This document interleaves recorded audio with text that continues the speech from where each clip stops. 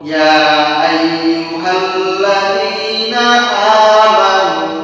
توبوا إلى الله توبة نصوحا আল্লাহ রাব্বুল আলামিন দুনিয়ার মানুষের দিকে ডাক দিয়ে বলেন ইয়া আইয়ুহাল্লাযীনা আমানু হে আমার মুমিন বান্দা যারা আমার উপর বিশ্বাস স্থাপন করেছো যারা ঈমান এনেছো তোমরা শোনো তোমরা আমার কাছে আমি আল্লাহর কাছে তওবা করো তুবু ইলাল্লাহি তাওবাতান নাসুহা তওবা করার মতো করে তোমরা তওবা করো একনিষ্ঠতার সহিত তোমরা তওবা করো কারণ তোমরা যদি তওবা করো তাহলে তোমাদের যত ভুল ত্রুটি যত গুনাহ তোমরা করেছো সমস্ত ভুল ত্রুটিগুলি সমস্ত গুনাহগুলিকে ক্ষমা করে দিবেন তিনি কে বুখারী শরীফের হাদিসের মধ্যে এসেছে আল্লাহ নবী বলেন একজন ব্যক্তি মরুভূমির মধ্যে তার উট নিয়ে যখন বেরিয়ে পড়ল তার উটের পিঠের উপর তার পানীয় খাদ্যদ্রব্য সব কিছু সেই উটের পেটে রাখা লোকটি একটু তন্দ্রাচ্ছন্ন হওয়ার কারণে উটটি মরুভূমির মধ্যে হারায় গেল যখন ঘুম থেকে উঠলো দেখলো তার সে উটটি আর নাই খুঁজে পাচ্ছে না বড় মুসিবত মরুভূমির মধ্যে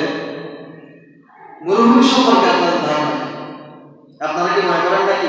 এই যে মাঠে আপনারা ফসল ফলান একটা মরুভূমি এমন নাকি না মধ্যপ্রাচ্য সাহারা মরুভূমি নামে একটি মরুভূমি আছে সব থেকে বড় যে মরুভূমিটা এই মরুভূমিটা এত বড়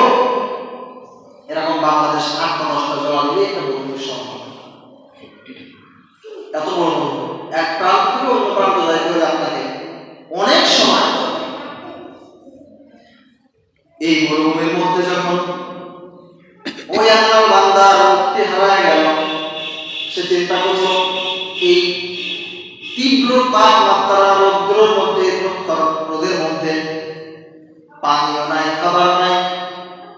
বাংলার উটটিও হারায় গেছে এখন তো আমার ধুকে ধুকে এখানে মৃত্যুবরণ করা ছাড়া আমার কোনো উপায় নাই কিছুক্ষণ পরে হঠাৎ করে লোকটি দেখতে পেল তার হারানো উটটি তার সামনে ফিরে এসেছে বিশ্বনবী বলেন আমার সাহাবীরা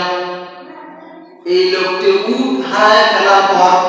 যেমন পেরেশান হয়েছিল উট খুঁজে পাওয়ার পর তার খুশিটা কম না বেশি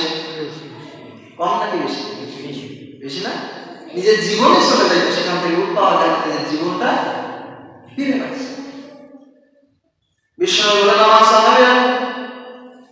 ওই বান্দা উট খুঁজে পাওয়ার কারণে যতটুকু খুশি হলো আমার আল্লাহ রাব্বুল আলামিন কোন পাপী বান্দা যদি